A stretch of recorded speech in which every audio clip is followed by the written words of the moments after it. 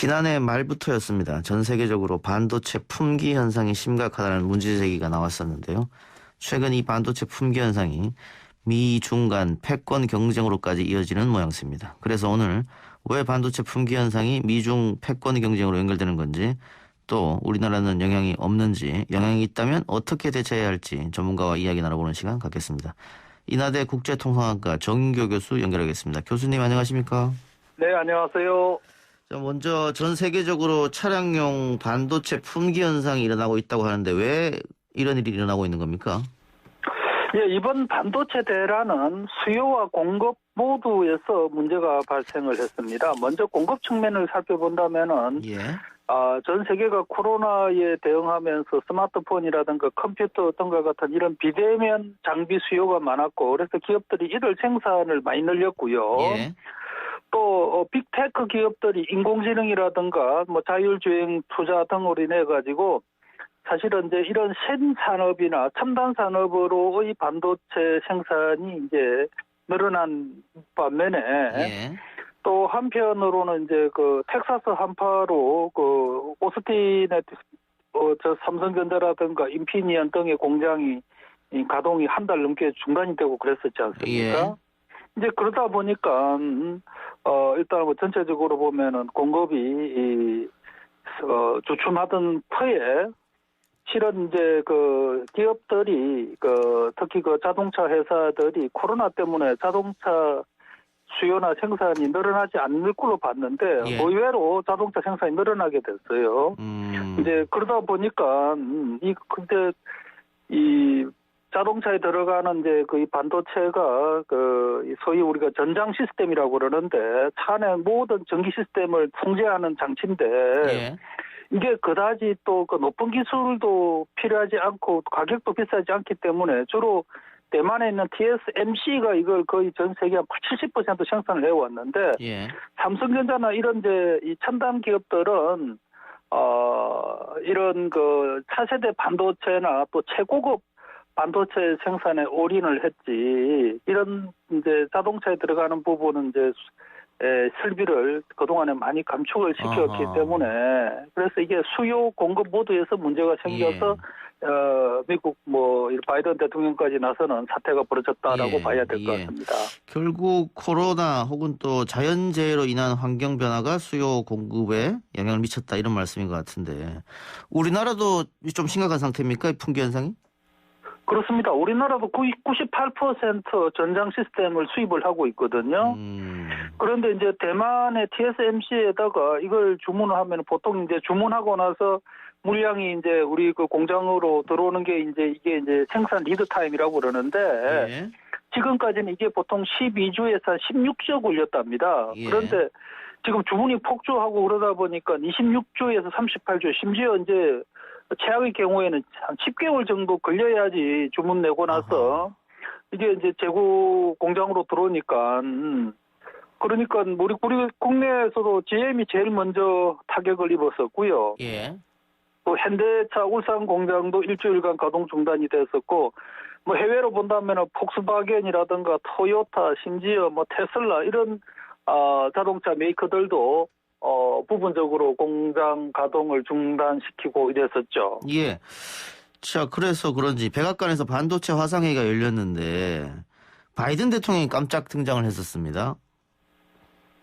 그렇습니다. 그게 이제 바이든 대통령께서 참석한 것도 이례적이지만은 또 한편으로는 여기에서 또 이제 언급하셨던 말씀도 보면은 여러분들이 꼭 미국에 투자를 해달라고 이제 이렇게 요청을 한 셈인데 말은 뭐 부드럽게 했지만은 실은 투자를 안 하면은 앞으로 당신네 기업이 미국에서 비즈니스 하는데 상당히 문제가 있을 것이다라는 그런 시그널을 줬고요. 근데 이제 바이든 대통령 입장에서는 반도체, 특히 자동차 반도체 부족 사태가 장기화되면은 디트로이트 등과 같은 그 중부의 자동차 핵심 공장이 그야말로 올스톱으로 갈 수밖에 없고요.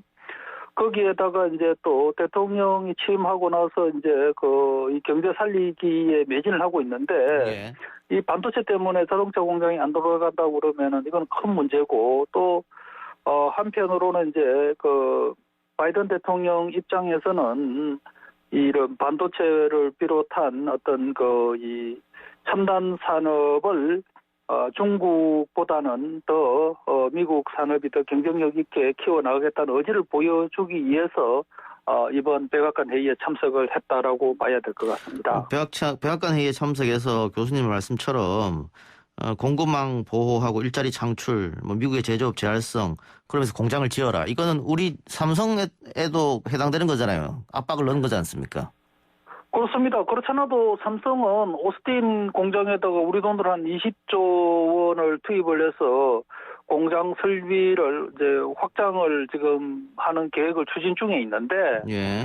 문제는 이게 지금 삼성전자가 하는 것은 이제 미세, 그야말로 반도체 중에서는 제일 높은 단계의 반도체 생산을 하는 건데, 예. 자동차에 들어가는 거는 지금부터 한 7, 8년 전쯤에 생산되던 그 정도 수준의 기술만 들어가도 만들어낼 수 있는 거예요. 예. 그런데 이게 반도체 공장이라는 게 한번 설비를 바꾸고 나면은 이게 다른 또 용도로 바꾸는 데는 뭐 비용도 들지만 시간도 많이 드는 거고요. 예. 또 지금 현재 뭐 인텔도 나서서 이제 자동차용 반도체 생산하겠다라고 이러고 있는데 조만간에는 자동차 반도체 문제가 해소가 되지 않겠습니까? 예. 그러고 나면 그렇게 투자한 거를 앞으로 어떻게 하겠습니까? 그러니까 이게 바이든 대통령이 그렇게 요구를 했을 때는 안 들어줄 수도 없고 들어주자니 눈에 보이는 안 보이는 비용도 막대하게 치러야 되는 이제 그런 상황이죠. 그러면 바이든 대통령은 자동차용 반도체 공장을 미국에 지어달라 이렇게 삼성이 요구한 거네요? 지금 현재는 자동차고요. 예.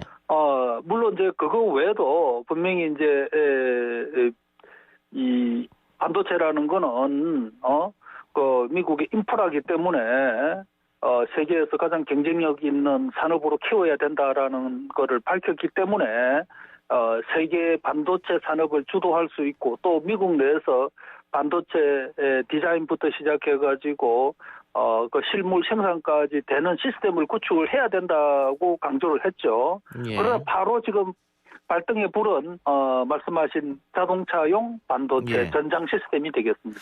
그런데 이런 지금 우리가 쭉 이야기했던 반도체 문제가 왜 미중 간의 패권 경쟁으로 옮겨붙었다 이런 이야기가 나오는지요? 그런데 이제 이게 반도체라는 게 오늘날 뭐 솔직히 오늘날 인터넷에 연결 안 되는 물건이 어디에 있겠습니까? 예. 모든 게 5G가 되면서 모든 게 이제 인터넷에 연결되면서 그 인터넷에 연결되는 게 이제 그 반도체라는 어떤 그런 프로세스를 거쳐서 연결이 되는 거고요. 예.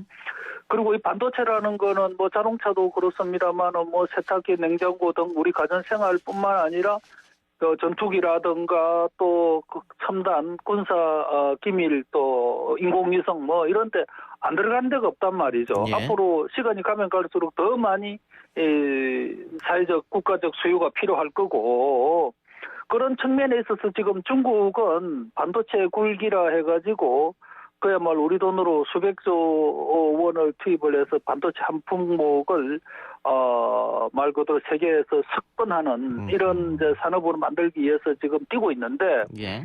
여기에서 이제 미국이 뒤처져지면은 미중 간에 뭐 기술 패권은 말할 것도 없고 그야말로 글로벌 이 세계 패권에 있어서도 뒤질 수밖에 없다라고 인식하고 있기 때문에 반도체라는 그 한 개 품목이 문제가 아니라 이거는 바로 안보다. 그렇기 때문에 이번에 백악관 회의에서도 원래 안보 보좌관과 더불어서 경제 말고 우리로 치면 경제 수석이 참여했던 거 아니겠습니까? 예. 이게 경제 문제, 산업 문제이면서 안보 문제다라고 봐야 되는 거죠. 예.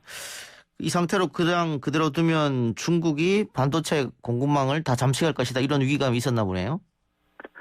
그렇습니다. 이제 중국도 역시 이 첨단 산업을 키워야 되는 거고요. 그리고 또 아시아 지역에서 한국, 일본, 대만, 중국에도 지금 뭐 반도체 공장이 많이 있고요. 이렇게 치면 전 세계 반도체 생산의 한 70%가 이 중국 인근의 아시아 지역에서 생산되고 있는데 예. 미국은 미국 본토에서 이제는 첨단 이 반도체를 생산해야 된다라고 하는 것이 이제 바이든 대통령이 이 그동안에 뭐 대통령 되고 나서 미국인에 의한 미국 근로자에 의한 미국 내에서 생산된 제품을 구매하도록 해야 된다라는 얘기를 많이 했지 않습니까? 그동안에 우리가 이제 글로벌 공급망 하면은, 이 생산 공정에 필요한 여러 어떤 단계 중에서 각 국가가 경쟁력 있는 부분을, 집중적으로 이 산업으로 키우는 게, 뭐 지금까지의 산업 정책이었는데 이제는 미국은 그게 아니고 미국 내에서 다 해야 된다라는 겁니다. 예. 그렇기 때문에 공장을 미국 내에서 지으라는 거죠. 자, 그러면 미국이 계속해서 중국을 향해서 뭐 기술을 탈취해 간다 하면서 지적재산권을 강조했었는데 이런 문제에 더해서 중국을 향해서 제재라든가 이런 게 가해질까요? 압박이라든가.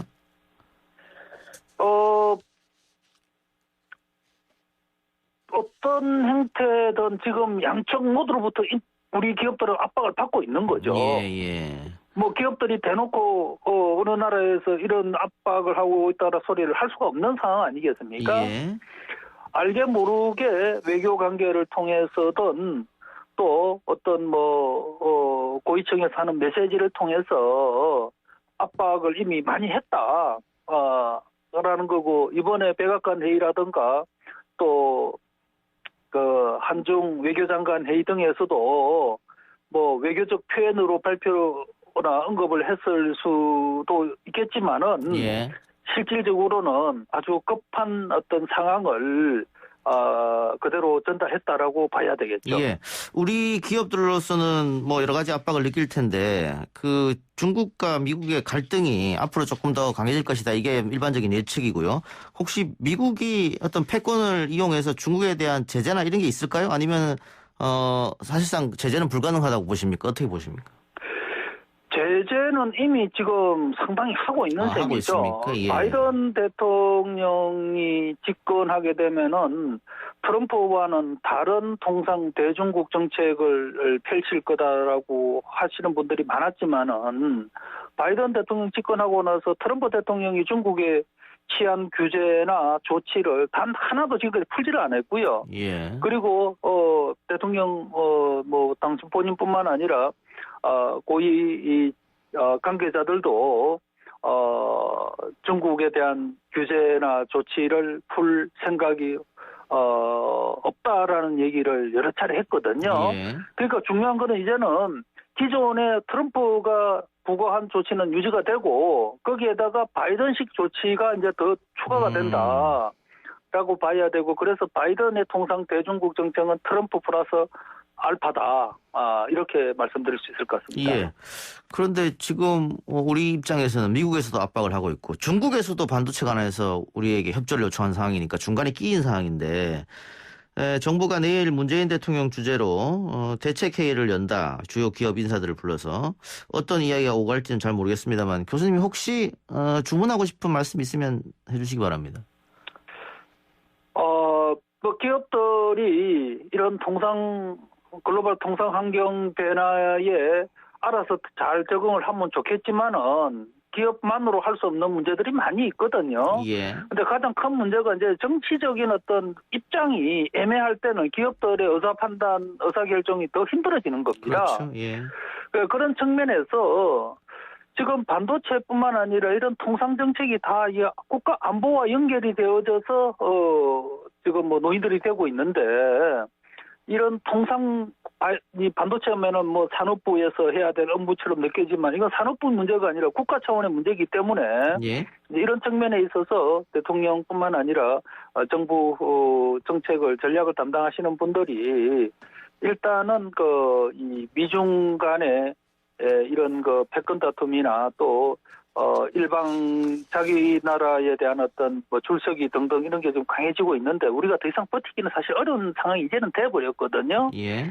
그래서 이제는 어느 한 진영을 택할 수밖에 없다라는 거고 두 번째는 반도체는 뭐 이미 이 미래 산업에 있어서 가장 핵심 부분이라고 말씀드렸는데 반도체는 대부분 뭐 대기업들이 하니까 우리나라는 대기업에 대한 어떤 그 지원이나 이런 게 대기업이니까 사실은 좀 소홀한 측면이 있는데 그걸 떠나서 반도체는 이제는 이거는 국가 안보뿐만 아니라 국가 미래 경제의 핵심이기 때문에 연구비라든가 이런 데 대한 좀 더 과감한 투자가 있어야 되겠다라는 거고 또 이런 기업에 대한 사실은 규제가 알게 모르게 국내에서 많이 문제가 됐는데 예. 이런 어려워진 글로벌 환경에서 우리 기업들이 어떤 생존 전략을 찾을 수 있도록 이런 규제 완화도 이번 기회에 좀 더 좀 잘 해야 되지 않나 싶습니다. 알겠습니다. 교수님 오늘 말씀 고맙습니다. 네, 감사합니다. 지금까지 인하대 국제통상학과 정인교 교수였습니다.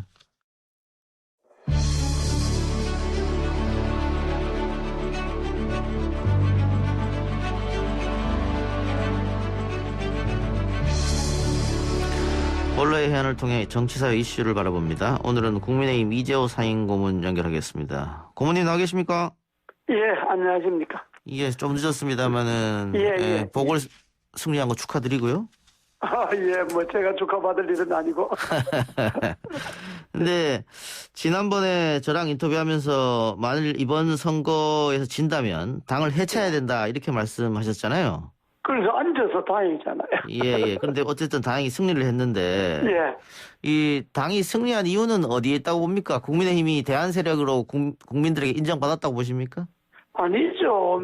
문재인 정권이 잘못해서 얘기인 거죠. 그러니까 이번 선거는 형식적으로는 뭐 국민의힘 후보가 당선됐지만은 예. 내용에 들어가면 이거는 국민의힘이 승리한 게 아니고 예. 문재인 정권이 심판한 거죠. 문재인 정권이 패배한 거죠. 예. 그럼 언제든지 국민의힘에 줬던 표를 국민들은 다시 걷어들일 수가 있잖아요. 당연하죠. 예. 당연하죠. 그럼 국민의힘은 이 지지 받은 거를 유지하기 위해서 앞으로 어떻게 될 것 같습니까?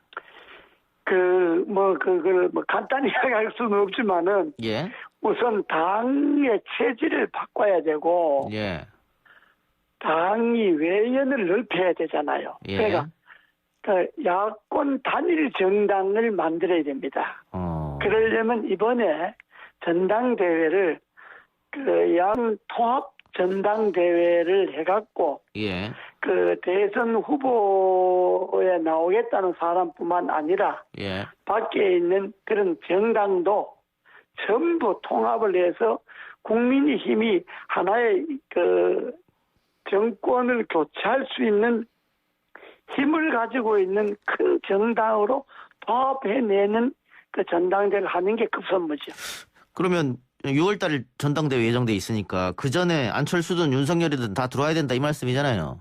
다 들어와야 된다는 게 아니라 들어오도록 좀 노력을 해야죠. 그런데 뭐 안철수 대표를 향해서 김종인 위원장이 뭐 건방지다라든가 윤석열 총장은 절대로 안 들어간다라든가 이런 얘기가 나오고 있어서. 네, 김종인 위원장의 이야기야 나이 든 사람이 하는 이야기니까 들을 게 없고 오늘 말 다르고 내일 말 다르니까 그건 참고할 만한 말이 안 되고. 네. 그러면은 지금 김종인 위원장을 제외하고 국민의힘에 있는 의원들은 지금 고문님 말씀하신 데 다 동의하는 모양이네요. 동의한다기보다 그 길밖에 없지 않겠습니까? 그 생각이 있는 사람이라면 예를 들어 시간이 많이 남았으면 좋아요. 밖에서도 당 만들고 이렇게 하지만은 지금 6월 달에 전당대회 하잖아요. 그러면 9월 달에 대선 후보 경선을 해야 되거든요. 그러면 전당대회 하고 난 다음에 3개월 만에 대선 후보 경선을 해야 되는데 전당대회를 해서 국민의힘에서 후보가 또 나오고 밖에 있는 사람들 그때 가서 모아서 다시 또 후보 단일화 하려고 그러면 얼마나 힘듭니까 그게. 현실적으로 불가능한 거죠. 그럼 또 지난번처럼 뿔뿔이 나오면 지난번처럼 홍준표, 안철수, 유승민 나와가고 졌잖아요. 그때도 한 사람만 나왔으면 세 사람 표를 합치면 문재인 대통령 표가 더 많았잖아요. 그러니까 이번에도 잘못하면 그런 짝 나게 생겼죠. 그러니까 이번에는 시간이 없기 때문에 이번 전당대회 할 때 통합 전당대회를 해갖고 아주 단일 정당으로서 정권 교체의 희망을 국민에게 주는 그런 정당을 만들지 않으면 곤란해요. 그러니까 한쪽에서는 지금 제3지대 가능성도 여전히 이야기가 나오더라고요. 윤석열, 안철수 이렇게 해서. 가능성은 있지만은 제3지대 해갖고 결국은 또 국민의힘이 안 없어지고 그대로 있을 것 아닙니까? 예. 그리고 국민의힘 후보하고 또 제3지대 후보하고 또 단일화하자 말 나오잖아요. 예. 그러니까 시장 후보 단일화는 그 안철수 대표가 그야말로 희생을 했기 때문에 쉬웠지만은 대선 후보 단일화는 그렇게 밖에서 제3지대 틀어놓으면 예. 국민의힘과 단일화가 안 됩니다. 알겠습니다. 자, 예. 또 하나 그 체질이 바꿔야 된다. 당 체질이 말씀해 주셨는데 전당대회 때 예.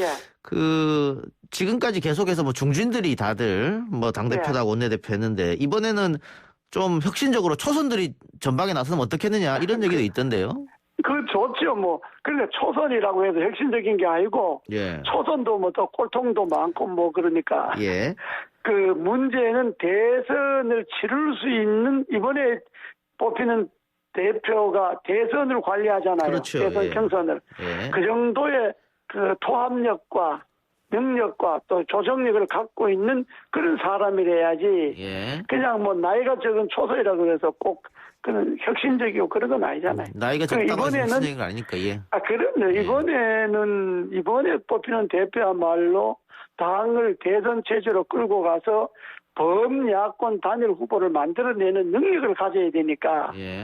그게 뭐 초선이라고 해서 되고 뭐 중진이라고 해서 안 되고 이런 건 아니잖아. 예. 사람의 문제지. 예. 다들 힘을 합쳐야 된다 그러면 홍준표 무소속 의원도 당연히 들어와야 될 테고. 당연히 들어가야죠. 예. 뭐 홍준표, 안철수, 윤석열 뭐 또 제3지대 한다 하는 금태섭 예. 또 대통령 나서겠다는 사람은 단일 야당, 단일 정당으로서 1대1로 민주당하고 붙어 이긴다 하는 그런 것은 뭐 분명하잖아요. 예. 그러니까 1대1의 구도를 지금 만들어 나가야지 지금 따로따로 놀다가 경선 때 가서 대선 임박해서 하자 하면 안 되죠. 그러면은 국민의힘 쪽에서 좀 더 지금보다는 적극적으로 윤석열 영입에 나서야 되는 거 아닙니까? 본인이 하든 안 하든 영입에 나서야지. 예. 영입에 나서고 뭐 윤석열뿐만 아니라 그 무소속으로 있는 홍준표 전 대표도 빨리 먼저 그래 이런 거잖아요.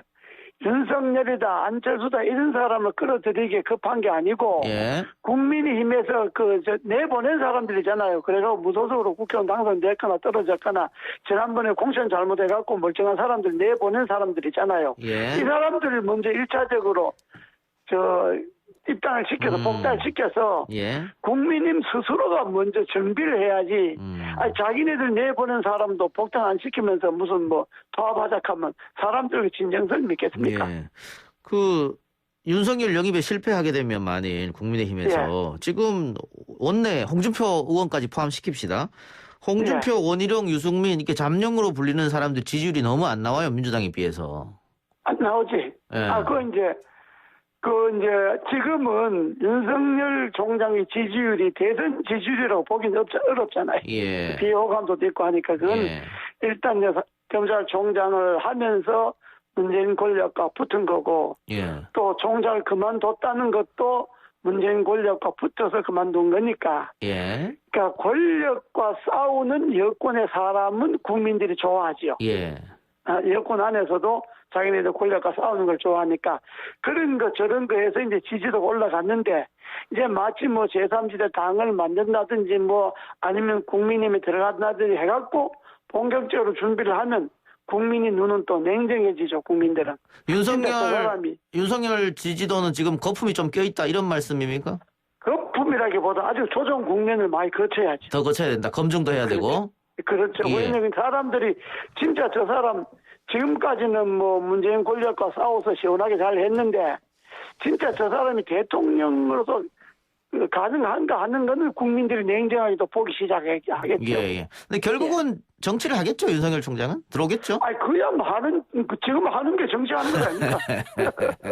그냥 뭐 누가 봐도 그 뭐 말하는 거라든지 또 제스처라든지 표정이라든지 딱 대중 정치인 스타일이죠. 예, 근데 그런 이야기 하는 분도 있어요. 고건 총리나 반기문 총장 예를 들면서 정치를 한다라고 말하는 순간 지지율은 빠질 것이다. 그건 좀 다를 거예요. 고건 총리나 반기문 총장하고는 좀 다른 것이 그 사람들은 여권이나 여당의 권력이나 하고 싸우질 않았잖아요. 예. 그러니까 국민들의 머릿속에 그냥 떠받치는 그런 그 하늘의 구름 같은 존재였고, 그러나 윤석열은 바닥에서 싸운 경력이 있잖아요. 그런데 또 그 싸운 경력 중에 또 전직 대통령 둘을 잡아 넣었잖아요. 예. 그러니까 전직 대통령을 싫어하는 사람들은 그 두 사람 잡아 넣은 것에 대해서도 점수를 줄 거고, 그러나 전직 정부에 대해서 지난 두 정부에 대해서 긍정적으로 평가하는 사람은 윤석열은 절대로 안 된다 또 이렇게 이야기할 것이고, 예. 그러니까 그건 조정 기간을 거쳐야 됩니다. 알겠습니다. 어쨌든 국민의힘에서 조금 더 적극적으로 윤석열 대표에 나서야 된다 이 말씀 같고. 그렇습니다. 예. 뭐 윤석열뿐만 아니라 뭐 안철수 대표도 예. 그러고 좀 그 국민의힘이요 너무 좀스럽게 하지 말고 예. 자기네들 기득권 내려놓고 화끈하게 내려놓고 좋다 우리 통합에 하다 하나 만들자 우리 다 내려놓겠다 예. 이런 식으로 막아야지 일이 되지. 예. 자기네들 뭐 국회의원 100명 갖고 있고 지금까지 시장도 당선시켰고 하는 그 기득권에 안주해갖고 그 소탐 대질하면 안 되죠. 예. 근데 기득권을 갖고 있는 쪽에서 내려놓는 게 쉽지는 않지 않습니까? 안 쉬웠죠. 안 쉬운데 그러니까 맨날 지는 건데 그걸 내려놓고 화끈하게 하면 이기죠. 예, 알겠습니다. 하여튼 홍준표, 원희룡, 유승민도 이제 지지율이 올라갈 가능성이 있다 이런 말씀도 해주셨고 여권 얘기 한번 여쭤보겠습니다. 지금 여권은 잠룡이 투톱이었어요. 뭐, 이재명, 이낙연. 그런데 이번 보궐에 진도 지휘했던 이낙연 의원이 지지율이 앞으로 더 빠질 것이다. 그렇게 되면 이재명이 원톱으로 달려가지 않겠느냐. 어떻게 보십니까? 이제 정세균 총리도 이제 나올 거고. 정세균 총리 나오겠죠. 예. 예. 또 친문에서도 뭐 지금 나오는 사람들이 다 친문 적자는 아니잖아요. 예. 그러니까 지금 뭐 저 강성 친문 지금 민주당 강성 친문이 좌지우지하잖아요. 예. 그냥 그 사람들이 또 뭐 자기네들은 뭐 되든 안 되든 후보 하나 내려가겠죠. 시간이 지금 없지 않습니까? 9월에 후보를 뽑아야 되는데. 근데 뭐 그 사람들은 뭐 실력으로 뭐 금방 또 만들어내겠지. 뭐 되든 안 되든 간에 그런 거 잘하는 사람들이니까. 예. 네, 그러니까 뭐 여당도 지금 이재명 지사가 혼자서 독주하고 있지만은 예. 그거는 이재명 지사를 지지하는 민주당 지지자들 내부의 이야기지. 예. 이재명 뭐 여론조사에 뭐 몇 프로 앞서간다 그러지만은 그것이 국민들이 말하면 지지자들 이외에 일반적인 다른 국민들도 민주당 국민의 다른 국민들도 이재명 정도면 대통령 해도 되겠다 이런 표들이 모이지 않잖아요. 지금 지지도는 자기네들 지지도지. 예, 그러면 그러니까 이재명으로는 외연 확장이 안 된다 이 말씀이네요. 지금으로서는 외연 확장이 어렵지 않겠습니까? 예. 예, 민주당 그 후보로 고착이 돼 있기 때문에 예. 또 외연을 확장을 하려면 지금 같은 이재명 지사의 행보 갖고는 곤란하지. 예. 맨날 무슨 뭐 야당 욕하고 무슨 자기만 잘났다 그러고 그런 식으로 하면 그 중도라든지 예. 건강한 보수나 뭐 중도 진보가 그 이재명에 따라가겠습니까? 알겠습니다. 뭐 어쨌든 우리 정치권에 대해서 여러 가지 문제의 고견을 제가 들으려고 연락드렸으니까 예. 앞으로 민주당 어떻게 될 것 같습니까? 자중질환이 일어날 것 같습니까? 벌써 좀 내부 갈등이 있을 것 같은데 이 선거 패배에 대해서. 원래 그 사람들이 특징이 임기 말에 분당하는 게 그 사람들이 전에 특허잖아요. 예. 역대 민주당이 임기 말에 가면 대통령 탈당시키고 탈당하라 그러고 자기네들끼리 싸우다가 또 분당해서 나가고 하는 게 그게 민주당 역사잖아요. 예. 근데 이번에는 꼭 그렇게 된다는 보장은 없지만은 또 안 된다는 보장도 없죠. 예를 들어서 문 대통령 지지도가 뭐 10%대로 떨어진다든지 하면 이번에도 보세요. 박영선 시장이 민주당 그 마크가 있는 옷을 안 입었잖아요. 유니폼. 그냥 파란색을 입었잖아요. 그게 이미 대통령과 거리 두겠다는 것 아닙니까? 그 자체가. 상징적으로 말하는 건데 그러면 문재인 대통령의 지지도가 지금보다 더 떨어지면 아마 서로 문재인 대통령하고 거리 두려고 그럴 거예요. 당이 우선 말을 안 들을 겁니다. 그럼 당 안에서 이게 왜 민주당이 위험하냐 그러면 정당이 주류나 비주류가 있으면 주류가 잘못하면 비주류가 대신 들어서고 하면 되는데 이 민주당 주류 비주류가 없잖아요. 친문 강서이냐 친문 연서이냐 이것밖에 없잖아요. 그러니까 민주당 안에서 대체 세력이 없잖아요.